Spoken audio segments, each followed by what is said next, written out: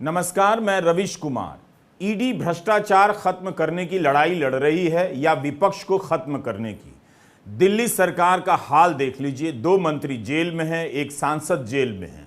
जिस दिन मनीष सिसोदिया की जमानत रद्द होती है उसी दिन मुख्यमंत्री केजरीवाल को हाजिर होने का समन भेजा जाता है और अगले दिन दिल्ली सरकार के एक और मंत्री के यहां ईडी पहुंच जाती है। पत्रकार निधि राजदान से वरिष्ठ वकील कपिल सिब्बल ने कहा है कि भारत में कभी भी कोई भी गिरफ्तार किया जा सकता है और अब उसे कोर्ट से जमानत नहीं मिलेगी।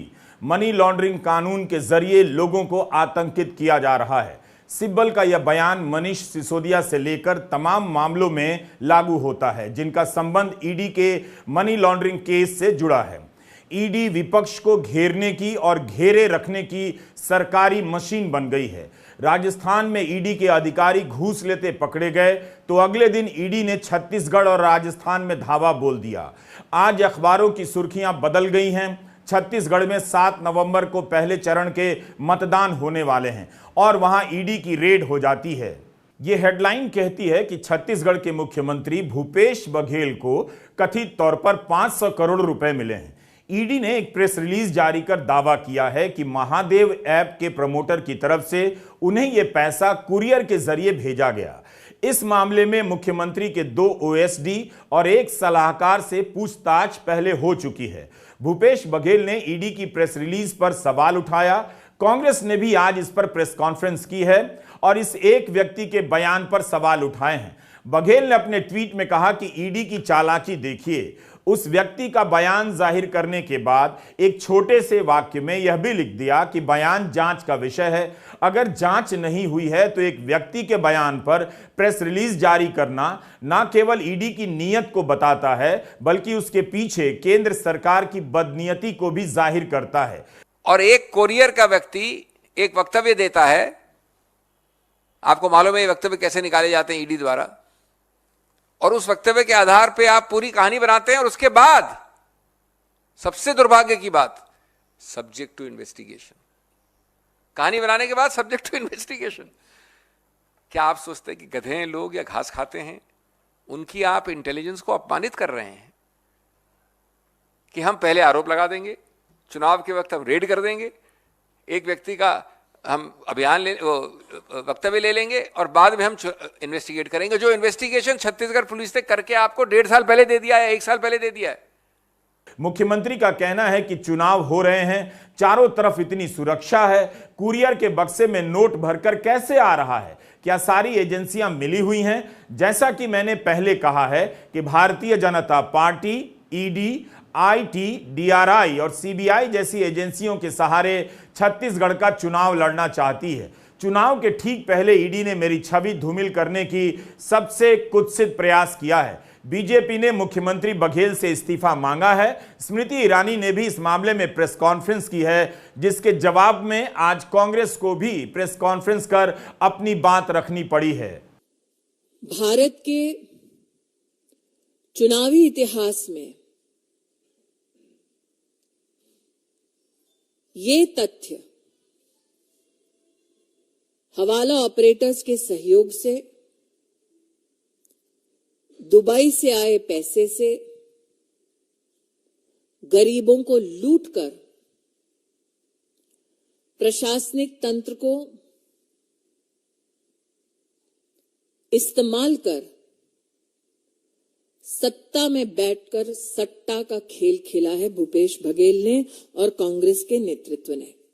आज ये प्रवर्तन निदेशालय जिसको कहा जाता है, जिसने अपनी पूरी विश्वसनीयता खो दी है, खत्म कर दी है, वो आज झूठ का कार्यालय है, प्रवर्तन कार्यालय नहीं है। पूरी तरह से झूठ का पुलंदा है। तोता अगर किसी को आप कह सकते हैं तो तोता ये है। ये 18 महीने पहले केस शुरू हुआ, 450 लोग अरेस्ट हुए, सब दस्तावेज उनके पास हैं। ये 5 दिन में इतनी आवश्यकता हो गई है स्मृति ईरानी जी को एक प्रेस कॉन्फ्रेंस लेने की। 5 दिन बचे हैं चुनाव के, 4 दिन पहले वाले प्रसंग के लिए, और 10 दिन में सब खेल पूरा है, ओवर है। स्मृति जी ने ये पहले क्यों नहीं कहा? ये नाम पहले क्यों नहीं आए? 2 हफ्ते पहले, 2 महीने पहले। सब समझते हैं, जनता सब जानती है और जनता को मूर्ख नहीं समझिए। हम किसी भी केस के मेरिट पर कुछ नहीं कह रहे हैं। मगर अब यह ट्रेंड सा हो गया है, जहां भी चुनाव होता है विपक्ष की सरकारें होती हैं या उनके जीतने की संभावनाएं होती हैं, जांच एजेंसियां पहुंच जाती हैं। यही एजेंसियां कभी भी बीजेपी के मुख्यमंत्री, मंत्री, नेताओं और उनके समर्थकों के यहां नहीं पहुंचती हैं।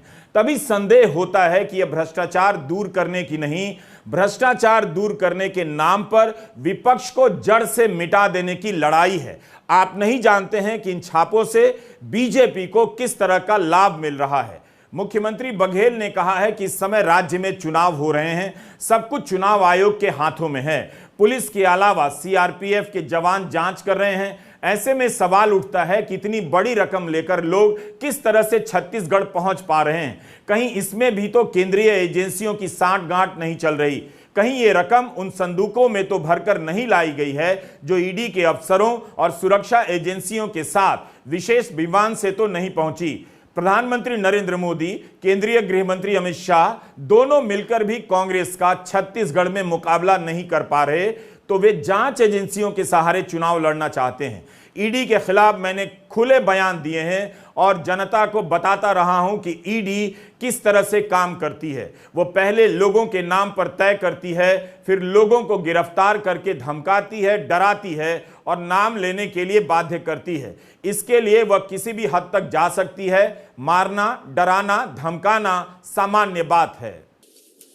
Investigation agency prevention of money laundering act के तहत इन्वेस्टिगेशन कर रही है उन एफआईआर्स पर जो विविध राज्यों की पुलिस ने एविडेंस के माध्यम से कलेक्ट करके प्रस्तुत किया है। तो क्या भूपेश जी का ये मानना है कि छत्तीसगढ़ की पुलिस, छत्तीसगढ़ की सरकार, आंध्र की सरकार भूपेश बघेल के खिलाफ षड्यंत्र रच रही है? कि 1.5 वर्ष पहले जो पहला कोतवाल है यानी छत्तीसगढ़ पुलिस, वो पहला कोतवाल जांच शुरू कर देता है, अभियुक्त बना देता है, बहुत सारी चीजें जब्त कर लेता है और उसके 1.5 साल बाद चुनाव के बीच में 4 दिन बचे हैं पहले प्रसंग के और 15 दिन में सब कुछ ओवर है छत्तीसगढ़ में। उसके 1.5 साल बाद दूसरा कोतवाल छलांग लगाता है केंद्र सरकार के निर्देश पे यानी ईडी। 2022 मार्च से लेके अभी तक रायपुर ले लीजिए, दुर्ग ले लीजिए, बिलासपुर ले लीजिए, जगदलपुर ले लीजिए, अंबिकापुर ले लीजिए, मैं आपको डिटेल्स नहीं दे रहा हूं, सब तरफ से लगभग 450 लोगों को गिरफ्तार किया है। किसने किया है? छत्तीसगढ़ पुलिस ने। मैंने कहा ना पहला कोतवाल। 72 केसेस रजिस्टर हुए हैं पूरे प्रदेश में, अलग अलग डिस्ट्रिक्ट्स में। अब मैं उसकी सूची नहीं दूंगा आपको, लेकिन जो टोटल है, जो सामूहिक रूप से है, 191 लैपटॉप, 850 मोबाइल फोन, 200 से ज्यादा एटीएम कार्ड्स, 1.5 करोड़ रुपये और उसके अलावा बहुत सारे अंचल एसेट्स, कैश, 16 करोड़ से ज्यादा बैंक अकाउंट्स के रुपये इत्यादि इत्यादि। ये सब पहले गात खत्म हो गई, तहकीकात हो गई, जब्त हो गए, कानूनी कार्रवाई हो गई। तो 1.5 साल में जब ये सब कर लिया, उसके बाद 6-8 महीने से ईडी ने शुरू कर दिया ये सब। उसको भी हो गए 6 महीने से ज्यादा। कैसे हुआ ये? क्यों हुआ ये? कब हुआ ये? या सिर्फ इसलिए हुआ कि 4 दिन बाद पहली वोटिंग है और 15 दिन बाद सब वहां खत्म है चुनाव? ईडी के साथ साझेदारी, गठबंधन और सहयोग बीजेपी सरकार और बीजेपी पार्टी का तीव्रता से बढ़ रहा है जैसे जैसे वो हार उनके पास आ रही है। 3 नवंबर को केवल छत्तीसगढ़ में छापे नहीं पड़े, राजस्थान में भी पड़े हैं। आयकर विभाग ने तमिलनाडु में लोक निर्माण मंत्री ईवी वेलु से जुड़े 40 ठिकानों पर छापे मारे। भारत में भ्रष्टाचार की गहराई कितनी है कोई नहीं जानता, मगर अब यह दिखने लगा है कि भ्रष्टाचार से लड़ाई की तलवार के नाम पर विपक्ष की गर्दन काटी जा रही है। विपक्ष का मतलब राजनीतिक दल नहीं होता, विपक्ष का मतलब होता है विरोध की आवाज, जनता, और वो सारे सवाल जो सरकार से पूछे जाते हैं, इन आवाजों पर ईडी के जरिए हमला किया जा रहा है। सारा मामला इतना एक तरफा हो चुका है कि ईडी और आईटी के छापों से भरोसा नहीं बनता कि इनका इस्तेमाल भ्रष्टाचार मिटाने के लिए हो रहा है। बल्कि यही दिखता है कि इनके नाम पर लोकतंत्र में लंबे समय के लिए विपक्ष और जनता की आवाज को कमजोर किया जा रहा है। ईडी ने जिनके यहां भी छापे मारे हैं, उनके बीजेपी में आ जाने से सब कुछ खत्म सा हो जाता है। ऐसे अनेक प्रकरण आ चुके हैं, हमने अपने पहले के वीडियो में बताए हैं। इस वक्त लगता है आप भूल गए हैं। 30 अक्टूबर को मनीष सिसोदिया की जमानत रद्द हो गई। जमानत की सुनवाई के दौरान सुप्रीम कोर्ट ने ईडी से जो सवाल पूछे, उससे यही लगा कि ईडी के पास ठोस सबूत नहीं है, ना आधार। कोर्ट ने कहा कि सिसोदिया के खिलाफ सरकारी गवाह के बयान के अलावा कोई सबूत है भी या नहीं। सुनवाई के दौरान जो सवाल उठे, उससे लग रहा था कि सिसोदिया के खिलाफ कोई ठोस आधार नहीं है, और जब फैसला आया तो उम्मीद से ठीक उल्टा। यही कारण है कि इस फैसले को रहस्य की तरह देखा जा रहा है। सुनवाई के दौरान सुप्रीम कोर्ट ने यह भी कहा कि आप किसी को अनंत काल तक के लिए जेल में नहीं रख सकते। सुप्रीम कोर्ट को अनंत काल की परिभाषा तय कर देनी चाहिए। 8 महीने से मनीष सिसोदिया जेल में बंद हैं, क्या यह अनंत काल में नहीं आता? 3 साल से अधिक समय से उमर खालिद जेल में बंद हैं, कई बार जमानत रद्द हो चुकी है। भीमा कोरेगांव मामले में शोमा सेन 5 साल से भी अधिक समय से जेल में हैं, क्या यह अनंत काल में नहीं आता? क्या 3 साल और 5 साल अनंत काल के दायरे में नहीं आता है? तो फिर अदालत को बता देना चाहिए कि अनंत काल के दायरे में कितने साल आने चाहिए। क्या ये लोग अंडर ट्रायल नहीं हैं? जमानत के ऐसे फैसलों का विपक्ष और विरोध की आवाजों पर असर पड़ रहा है। कोर्ट को कभी तो पूछना चाहिए कि ईडी हमेशा विपक्ष के केस लेकर क्यों आती है। क्या उसे बीजेपी के नेताओं के यहां कोई मामला नहीं मिला?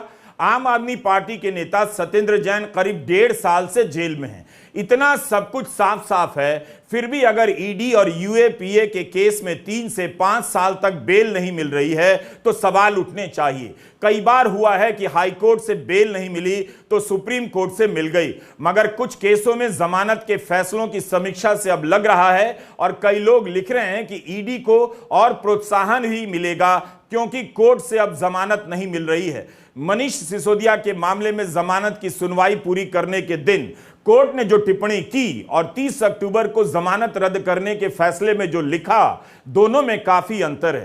कोर्ट में जो कहा जाता है, फैसले में जो लिखा जाता है, अंतर होता है अक्सर, मगर तब कोर्ट के बयानों से लगता था कि कोर्ट को कोई सबूत ठोस रूप से नहीं मिला है। अब कहा जाता है कि अस्थायी तौर से साबित होने वाला एक सबूत है, इसलिए जमानत रद्द की जाती है। जाहिर है लोगों के मन में शंका गहराएगी और सवाल पैदा होंगे। मनीष सिसोदिया के संबंध में 17 अक्टूबर को सुप्रीम कोर्ट ने ईडी से पूछा कि मनीष सिसोदिया को मनी लॉन्ड्रिंग के लिए आरोपी कैसे बना रहे हैं, जबकि वो मनी ट्रेल का हिस्सा है ही नहीं और पैसा उनकी जेब में पहुंचा भी नहीं। फिर 30 अक्टूबर को फैसला आता है, लिखा जाता है कि कानूनी प्रश्नों का सीमित तरीके से जवाब दिया गया है। विश्लेषण में कुछ पहलू नजर आते हैं जिन्हें हम संदिग्ध कहते हैं, लेकिन 338 करोड़ के हस्तांतरण से जुड़ा एक मामला अस्थायी तौर पर स्थापित लगता है, इसलिए हम जमानत की याचिका रद्द करते हैं। जब सुप्रीम कोर्ट में मनीष सिसोदिया जी की बेल का केस सुना जा रहा था, तब सुप्रीम कोर्ट ने प्रोसिक्यूशन से बहुत तीखे सवाल पूछे। उन्होंने बार बार ईडी से एक ही सवाल पूछा कि आपके पास मनीष सिसोदिया जी से जुड़ी हुई मनी ट्रेल कहाँ है? क्या उनके पास पैसा आया? क्या उनके परिवार के पास पैसा आया? क्या उनकी किसी परिवार के या उनसे किसी जुड़ी हुई कंपनी के पास पैसा आया?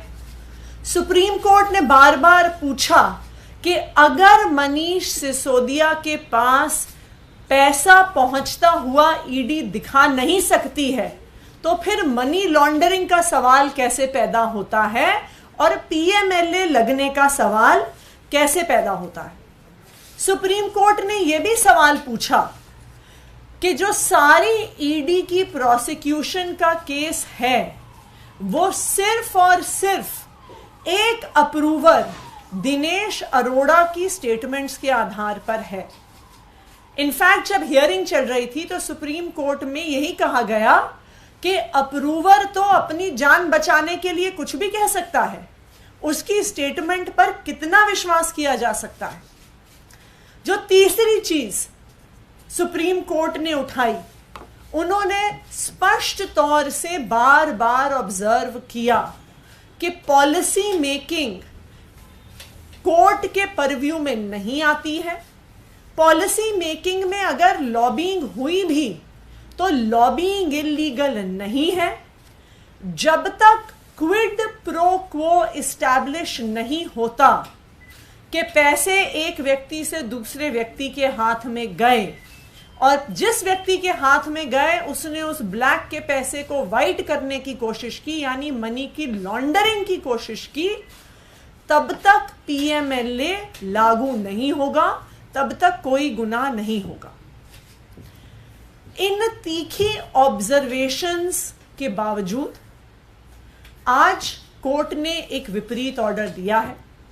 जो सारे मुद्दे कोर्ट ने बार बार खुद उठाए, आज ऑर्डर में सुप्रीम कोर्ट ने बेल मनीष सिसोदिया जी को नहीं दी है। इसलिए अब हम जो ऑर्डर सुप्रीम कोर्ट ने दिया है वो शायद अभी थोड़ी ही देर पहले अपलोड हुआ है सुप्रीम कोर्ट की वेबसाइट पे, उस ऑर्डर को हम स्टडी करेंगे। उस ऑर्डर में जो भी सारे कानूनी मुद्दे उठाए गए हैं उसको आम आदमी पार्टी, हमारे सारे वकील गहराई से देखेंगे और जो सारे लीगल ऑप्शंस हमारे पास अवेलेबल हैं उनके आधार पर हमारे नेक्स्ट स्टेप्स को डिसाइड किया जाएगा। सुप्रीम कोर्ट का हम सम्मान करते हैं, लेकिन उस सम्मान को करते हुए भी हम बहुत सम्मान पूर्वक ये कहना चाहते हैं कि हम आज जो सुप्रीम कोर्ट ने निर्णय दिया है उस निर्णय से असहमत हैं। आतिशी का यह जवाब 30 अक्टूबर का है, जिस दिन जमानत रद्द हुई थी। कानून के जानकार भी सवाल उठा रहे हैं कि एक सरकारी गवाह के कहने पर कितना भरोसा किया जा सकता है। अगर सरकारी गवाह की बात में दम भी है तो अब तक पैसे के लेन देन को ठोस रूप से सत्यापित और स्थापित किया जा सकता था। जब पैसे के लेन देन की बात साबित नहीं हो सकी तो अचानक से 338 करोड़ की बात आ गई। इतनी बड़ी राशि के मामले में कुछ तो ठोस होना चाहिए था। यह केस अगस्त 2022 का है। 8 महीने से सिसोदिया जेल में हैं। हजारों पन्नों की चार्जशीट दायर करने के बाद जांच एजेंसियां अस्थायी तौर पर सबूत पेश कर रही हैं, जिसे कोर्ट स्वीकार कर बेल नहीं दे रहा। कानूनविदों का मानना है कि जमानत का यह फैसला उस सिद्धांत को पलटता है कि अपवाद के तौर पर ही जमानत रद्द होनी चाहिए। मनीष सिसोदिया जांच में सहयोग कर रहे हैं, कहीं भागने वाले नहीं, तब भी उन्हें जमानत नहीं मिली। सुप्रीम कोर्ट ने कहा कि अभियोजन पक्ष ने भरोसा दिया है कि उचित कदमों को उठाते हुए मामले का ट्रायल अगले 6 से 8 महीने में पूरा कर लिया जाना चाहिए। हम मनीष सिसोदिया को छूट देते हैं कि अगर इसमें कुछ बदलाव होता है, ट्रायल की रफ्तार धीमी होती है, तो वे अगले 3 महीने में जमानत की नई याचिका दायर कर सकते हैं। इस फैसले को पढ़ा जाना चाहिए और पढ़ाया भी जाना चाहिए। सुप्रीम कोर्ट में justice Sanjeev Khanna, justice SVN भट्टी की बेंच सुनवाई कर रही थी। इन्होंने अपने फैसले में लिखा है कि अगर इन हालात में जमानत की नई याचिका फाइल की जाती है तो ट्रायल कोर्ट उस पर फैसला सुनाते समय मौजूदा फैसले से प्रभावित ना हो। ट्रायल कोर्ट को सिसोदिया की पिछली बेल याचिका के खारिज होने से भी प्रभावित नहीं होना चाहिए। कोर्ट ने यह भी कहा कि उस समय जल्दी ट्रायल के अधिकार का संज्ञान लिया जाए। कोर्ट ने 3 महीने के भीतर फिर से जमानत की याचिका दायर करने का विकल्प दिया है, लेकिन निचली अदालत से सुप्रीम कोर्ट तक आने में मनीष सिसोदिया को 8 महीने लगे। इस अनुभव के हिसाब से देखिए तो मनीष सिसोदिया को फिर से उसी रास्ते पर वापस भेजा गया है जहां से वे चलकर सुप्रीम कोर्ट आए। अब अगर इसमें फिर से 8-9 महीने लग गए तो सिसोदिया 2024 तक जेल में ही रह जाएंगे। द वायर की श्रावस्ती दासगुप्ता से बात करते हुए सुप्रीम कोर्ट के पूर्व जस्टिस मदन लोकुर ने कहा है कि अफसोस है कि बेल देने के बुनियादी सिद्धांतों पर गौर नहीं किया गया है। अगले 3 महीने तक जमानत की कोई संभावना अब नहीं, ऐसा आमतौर पर नहीं होता। अगर यह अप्रत्याशित नहीं है तो भी आमतौर पर ऐसा नहीं होता। दीवानी मुकदमों में जमानत को यथास्थिति के बराबर माना जाता है। 8 महीने में ट्रायल पूरी हो जानी चाहिए, यह असंभव लगता है। 1 साल तक सीबीआई की एक चार्जशीट को लेकर आरोप तय नहीं हो सके। एक केस में 31,000 पन्नों की चार्जशीट है, 294 गवाह हैं। एक केस में 25,000 पन्नों की चार्जशीट है, 162 गवाह हैं। संभव ही नहीं है। इस फैसले का असर यह होगा कि जेल में अंडर ट्रायल के रूप में बंद होना ही सजा हो जाएगी। 17 अक्टूबर को सिसोदिया के वकील अभिषेक मनु सिंघवी ने भी यही कहा कि अगर बचाव पक्ष 1 साल के बाद आपको अब बता रहा है कि किसी और को आरोपी बना रहे हैं, आम आदमी पार्टी को आरोपी बना रहे हैं, तो यह सब अखबारों की हेडलाइन के लिए किया जा रहा है। इस बात का क्या हुआ किसी को पता नहीं। तब सिंघवी ने कहा कि 5 अनुपूरक आरोप पत्र आ चुके हैं, 500 गवाह हैं, 50,000 पन्नों के दस्तावेज आ चुके हैं और ये अब बता रहे हैं कि आम आदमी पार्टी को आरोपी बनाना चाहते हैं। यह अखबारों के लिए किया गया। ट्रायल पूरी करने के मामले में ईडी का रिकॉर्ड भी देख लिया जाना चाहिए। भीमा कोरेगांव का केस 2018 का है, अभी तक ट्रायल शुरू नहीं हुई है और अभियुक्त बनाए गए कम से कम 6 लोग 5 साल से अधिक समय तक जेल में रहे, तब जाकर जमानत मिली। भीमा कोरेगांव केस में अरुण फरेरा, वर्णन गोंजाल्विस को बॉम्बे हाई कोर्ट ने 2021 में जमानत देने से इनकार कर दिया। सुप्रीम कोर्ट से इन्हें जमानत मिलते मिलते जुलाई 2023 आ गया। हाई कोर्ट से लेकर सुप्रीम कोर्ट के बीच कई महीने लग गए। जुलाई 2023 में जमानत देते हुए सुप्रीम कोर्ट ने कहा कि किसी के खिलाफ मामला गंभीर है, सिर्फ इसी आधार पर जमानत नहीं रोक सकते। रिकॉर्ड पर जो दस्तावेज पेश किए गए हैं उनसे नहीं लगता कि जेल में रखना उचित होगा। क्या यह पैमाना मनीष सिसोदिया के केस में लागू नहीं होता? कानून विधि बेहतर बताएंगे। 2018 का मामला है भीमा कोरेगांव केस का। 2023 में कोर्ट कहता है कि गंभीर मामलों के नाम पर बेल नहीं रोक सकते। यह हाल है न्याय व्यवस्था और हमारी जांच व्यवस्था का। अरुण फरेरा और वर्णन गोंजाल्विस को 5 साल जेल में रहने के बाद जमानत मिली। इसी केस में ज्योति जगताप को सितंबर 2020 में अरेस्ट किया गया, यूएपीए लगा। बॉम्बे हाई कोर्ट ने फरवरी 2022 में जमानत रद्द कर दी। यह मामला सुप्रीम कोर्ट में है। जुलाई में ज्योति की जमानत पर सुनवाई स्थगित हुई। सितंबर महीने में कुछ जवाब दायर करने के लिए कहा गया।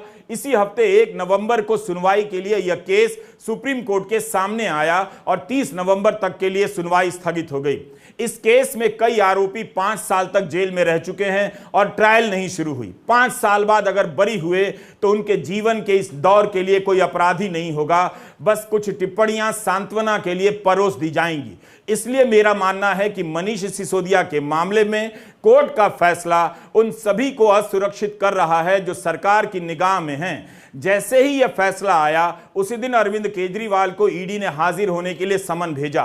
केजरीवाल नहीं गए, चुनाव प्रचार के लिए चले गए।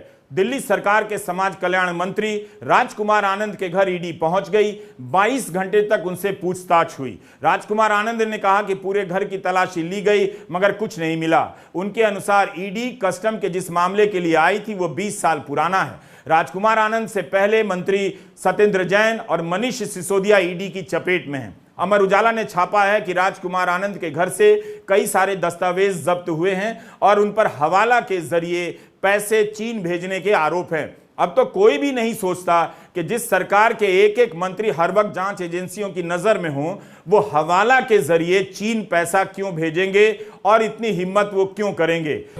1996 से अपना बिजनेस मैंने शुरू किया और इंपोर्ट का बिजनेस किया। 2005 में मेरे ऊपर कोई DRI की एक सर्च हुई और उस सर्च के बाद 2007 में उसके एक शो कॉज नोटिस मुझे मिला और उसके बाद हम लोग सुप्रीम कोर्ट गए उसकी अपील के लिए, तो उन्होंने हमें अपील अलाउ की। एक 4 करोड़ रुपए, 4 करोड़ कुछ लाख रुपए का हमें शो कॉज नोटिस मिला। उसमें से सुप्रीम कोर्ट ने कहा कि इतना आप सर्टेन अमाउंट जमा कर दीजिए। हमने 3 करोड़ कुछ रुपया उसी टाइम जमा किया और उसके बाद हमें सेस्टेट में अपील दायर करने का उन्होंने मौका दिया। हम अपील में हैं उसके बाद, लेकिन सरकार को कभी समय नहीं मिला। आज तक कोर्ट में इस बात पर कोई बहस नहीं हुई। हम लगातार जाते रहे और लगातार तारीखें पड़ती रहीं। उसके बावजूद 18-19 साल के बाद आज अचानक ये केस खोल दिया जाना, ये सिर्फ एक राजनीतिक साजिश है, इसके अलावा और कुछ नहीं है। राज्यसभा सांसद संजय सिंह को भी शराब नीति के मामले में जेल में बंद कर दिया। वे अदानी मामले में मुखर थे, आप शायद भूल गए। इसी तरह आम आदमी पार्टी के 27 विधायकों पर ऑफिस ऑफ प्रॉफिट का मामला चला। हर दिन गोदी मीडिया में स्टोरी और डिबेट चलती थी कि विधायकों की सदस्यता चली जाएगी, कोर्ट से टिप्पणियां आती थी, गोदी मीडिया की बहसों में रोज सरकार गिर जाती थी। 2 साल से भी अधिक समय तक यह केस चला, आप लोगों का ध्यान भटकाया गया और फिर चुनाव आयोग ने इसे खारिज कर दिया। उसी तरह 2015 में केजरीवाल के दफ्तर में सीबीआई का छापा पड़ा, संसद में तृणमूल कांग्रेस ने सवाल उठाए तो तब अरुण जेटली ने कहा कि छापा मुख्यमंत्री के दफ्तर में नहीं मगर दफ्तर से जुड़े एक अफसर के कमरे में पड़ा था। तो इस समय जो छापे डाले जा रहे हैं उन सभी की कार्रवाई को पहले की इन कार्रवाइयों से मिलाकर देखिए। पत्रकार निधि राजदान से सुप्रीम कोर्ट के वकील कपिल सिब्बल ने कहा है कि ईडी के पास मनी लॉन्ड्रिंग पीएमएलए का असीमित अधिकार है। इसके जरिए लोगों को दबाया जा सकता है, किसी को कभी भी गिरफ्तार किया जा सकता है। भारत में व्यक्तिगत स्वतंत्रता लिबर्टी की मौत हो चुकी है। निधि और कपिल सिब्बल की बातचीत कपिल सिब्बल के यूट्यूब चैनल दिल से विद कपिल सिब्बल पर सुनी जा सकती है। We may have brought in PMLA, but we never knew that the PMLA could be used in this fashion. And we never used it in that fashion. Right? The Code of Criminal Procedure, under the Code of Criminal Procedure today, you can arrest a man on suspicion. You may have no evidence against him at all, and you can do it indiscriminately.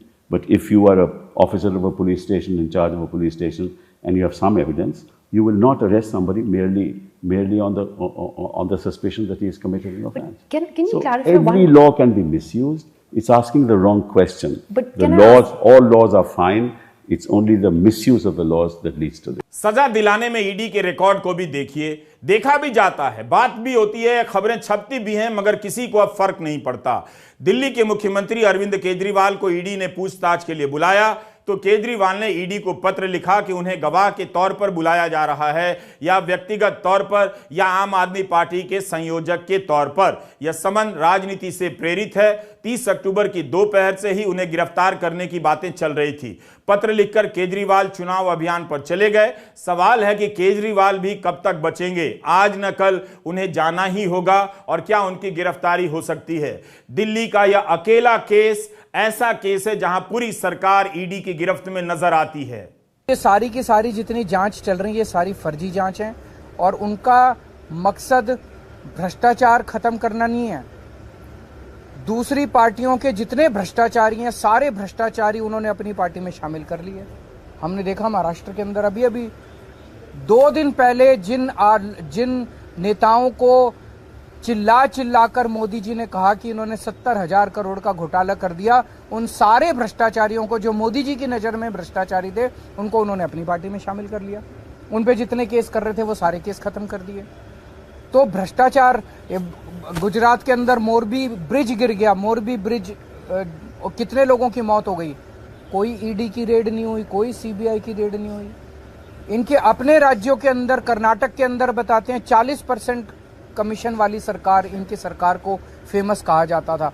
कोई ED की red नहीं हुई उनके यहाँ, कोई CBI की। BJP वालों के अंदर, उनकी अपनी सरकारों के अंदर किसी तरह की जांच नहीं होती। अभी सीएजी की रिपोर्ट आई है, उसने इतने सारे इनके घोटाले निकाले हैं, कोई सीबीआई की रेड नहीं होती, कोई ईडी की रेड नहीं होती। बताते हैं ये अपने दोस्तों के इन्होंने अरबों रुपए के लोन माफ कर दिए, कोई ईडी की। तो भ्रष्टाचार खत्म करना इनका मकसद नहीं है, इनका केवल और केवल मकसद है विपक्ष के लोगों को किसी भी तरह से तंग करना।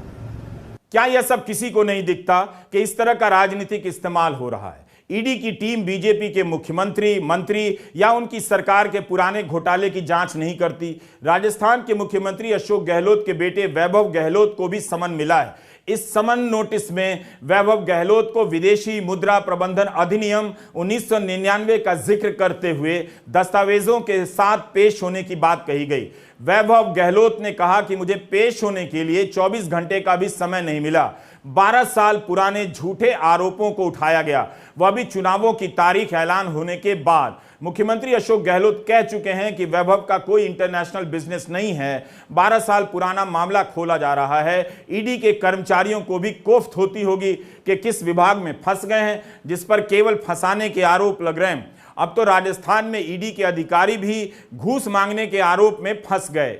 जयपुर में एंटी करप्शन ब्यूरो ने ईडी के 2 कर्मचारियों को 15 लाख की रिश्वत लेते हुए गिरफ्तार किया। दोनों इंफाल में ईडी के कर्मचारी हैं। इसे लेकर कांग्रेस आक्रामक हो गई और ईडी के छापों पर सवाल उठाने लगी। कांग्रेस प्रवक्ता पवन खेड़ा ने ईडी को सरकार प्रचारक कहा। इसके जरिए नेताओं को डराकर बीजेपी में शामिल कराया जा रहा है। बीजेपी निष्पक्ष संस्थाओं को रौंद रही है। यह देश के लिए खतरा है। 3 नवंबर को राजस्थान में भी ईडी के छापे पड़े। जल जीवन मिशन के मंत्री महेश जोशी और अतिरिक्त मुख्य सचिव सुबोध अग्रवाल और अन्य अफसरों के यहां भी छापे पड़े हैं। अब आप सोचिए कि ये छोटे लेवल के अधिकारी हैं, इनका रेट लिस्ट देखिए 15 लाख, तो इनसे ऊपर क्या दाम होगा? और उसके भी ऊपर जिसके हाथ में ईडी का रिमोट कंट्रोल है, उसका क्या रेट होगा? कहीं ना कहीं तो रिमोट है ना ईडी का, हमें भी मालूम है कहां है, आपको भी मालूम है कहां है। तो रेट लिस्ट क्या है ईडी की, ये सार्वजनिक करना चाहिए उन्हें कि साहब 15 लाख ये लेते हैं, 25 ये लेते हैं, और ऊपर जो और लोग बैठे हैं जिनका मैं नाम नहीं लूंगा, वो कितने लेते होंगे। ईडी, सीबीआई, इनकम टैक्स, आइए ये सब इनके सरकार प्रचारक, एनसीबी, सब ये तमाम जो इनको टारगेट दे दिया जाता कि चुनाव आ गया है, ये लिस्ट है, इनमें से किसको आप डरा धमका के भाजपा में शामिल करवा सकते हो, नहीं होते तो फिर इनको निपटाओ। ये एक टूल किट है। मैं इसको गुजरात मॉडल नहीं कहूंगा, ये टूल किट मोदी जी का अपना टूल किट है। ईडी और यूएपीए के मामले में कोर्ट के रवैये को बहुत ध्यान से देखा जाना चाहिए। इन फैसलों की समीक्षा से कई तरह की धाराएं निकलती हैं, मगर जेल के पीछे अनंत समय तक रहने से छुटकारा नहीं मिल रहा। उमर खालिद की जमानत की सुनवाई सुप्रीम कोर्ट में कितनी बार स्थगित हो चुकी है। 3 साल क्या कम होते हैं। उत्तर प्रदेश में जिस तरह से आजम खान को घेरा गया है वह और भी अप्रत्याशित है। क्या आप जानते हैं कि आजम खान 88 मामलों में जमानत ले चुके हैं। मई 2022 में जब सुप्रीम कोर्ट ने उन्हें जमीन कब्जा के मामले में जमानत दी, तब तक वे 87 मामलों में जमानत ले चुके थे। उस मामले में कोर्ट ने अस्थायी जमानत देने के लिए आर्टिकल 142 के तहत अपनी विशेष शक्तियों का प्रयोग किया। सुप्रीम कोर्ट ने कहा कि जो केस उनके सामने है उसमें एफआईआर के 19 महीने बाद आरोपी बनाया गया। बार बार जमानत की याचिका दायर करना, अलग अलग कोर्ट में रद्द होना, फिर सुप्रीम कोर्ट जाना, क्या न्यायिक प्रक्रिया का दोहन नहीं हो रहा है? बेल रद्द कर जेल में रखने की या कोई तरकीब निकाल ली गई है? आखिर एक आरोपी 88 बार जमानत लेने के लिए कितने पहाड़ चढ़ता है? इस दौरान वह कितने दिन जेल में रहता है? उसकी फाइलें कितनी मोटी हो जाती हैं? कितने दिन सुनवाई होती है? किस किस कोर्ट के वह चक्कर लगाता है? आजम खान का केस कानून की कक्षा में पढ़ाया जाना चाहिए, दोनों तरफ से, कि किसी को राजनीतिक रूप से खत्म करना हो तो कितने मुकदमे लादे जा सकते हैं और कोई राजनीतिक रूप से अपनी ताकत का इस्तेमाल कहां तक करता होगा जो बाद में उसी के लिए मुसीबत बन जाए। पूरे यूपी में जिस तरह से आजम खान को निशाना बनाया गया, उनके समर्थक, पार्टी, सबने उनका साथ छोड़ दिया। यह भी उस अध्ययन का विषय होना चाहिए। उम्मीद है बाकी विधायक और नेता अपना हिसाब किताब ठीक रख रहे होंगे, क्योंकि किसी को इस तरह बर्बाद कर देने की जमीन बनती है तो उस पर अब किसी का भी नंबर आ सकता है। बस सरकार बदलने की देर है। जांच एजेंसियों को अब हमेशा के लिए बेलगाम कर दिया गया है। हमने जजों से ही सुना है कि बेल मिलनी चाहिए। क्या किसी को पहले दिन की गिरफ्तारी से लेकर फैसला आने तक जेल में रखना चाहिए? इसका सिंपल जवाब नहीं है। केस के साथ जवाब बदल सकते हैं, लेकिन उमर खालिद से लेकर मनीष सिसोदिया की जमानत का मामला बता रहा है कि किसी को भी महीनों जेल में डाल देना अब अनिवार्य और सामान्य होता जा रहा है। नमस्कार, मैं रवीश कुमार।